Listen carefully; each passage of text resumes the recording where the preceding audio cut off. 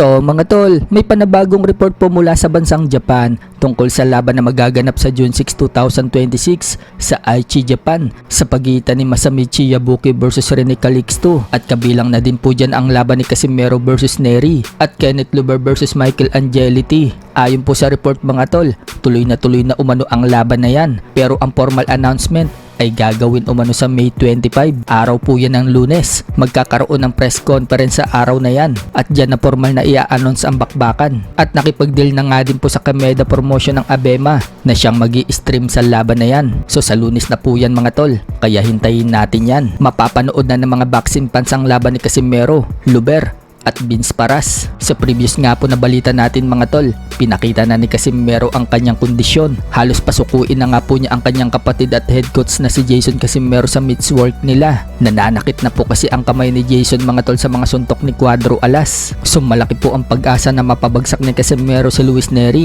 Maraming beses na po kasing na-knockdown itong si Neri at 2 beses nang na-knockout. Kung matatandaan mga tol, 2 Pinoy na po ang nagpabagsak dito kay Luis Neri. Yan po ay si Raymond Tabugon at Arthur Villanueva. Bagamat natalo po sila kay Luis Neri, nagawa nilang pabagsakin si Luis Neri. Si Raymond Tabugon mga tol, nakalaban itong si Luis Neri taong 2016. Sa first round pa lang, napabagsak na po ng Pinoy si Neri nang magbato po ng sunod-sunod na suntok itong si Neri. Nasingitan po siya ng isang malakas na suntok ng Pinoy. Hilunga po itong Meksikano at halos nawalan na ng hangin. Kaya niluwa po niya ang kanyang mouth guard mga tol para makahinga siya. Kaso nakabawi po itong si Neri mga tol sa mga sumunod na round. Napagod ang Pinoy at yan na po sinamantala ni Luis Neri na paulanan ng suntok ang Pinoy. Nasaktan niya ito sa round 4 hanggang sa pumagitna na po yung referee para ihinto yung laban. Taong 2017 naman mga tol, nang makalaban naman ni Luis Neri ang Pinoy na si Arthur Villanueva. Nadali din po si Neri mga tol nang sunod-sunod din na magpakawala ng suntok si Neri. Sinabayan po siya ni Villanueva ng isang malakas na kanan. Yanig po itong si Neri at nanlambot ang paa. Hindi rin nakahinga dyan na maayos si Neri mga tol.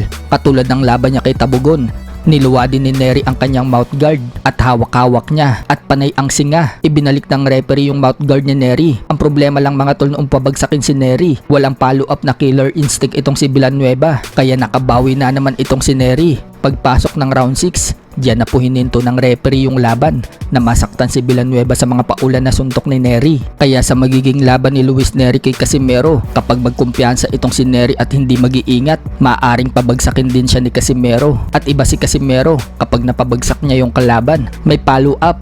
Patay kung patay talaga. Uubusin ni Casimero ang lakas niya. Mismong si Arthur Villanueva na nga po ang nagsabi mga tol na hindi daw ganong katibay itong si Neri, habang si Casimero kilalang malakas sumuntok. Kaya prediksyon ni Villanueva mga tol, posible umanong knockout ang sapitin ni Neri kay Casimero.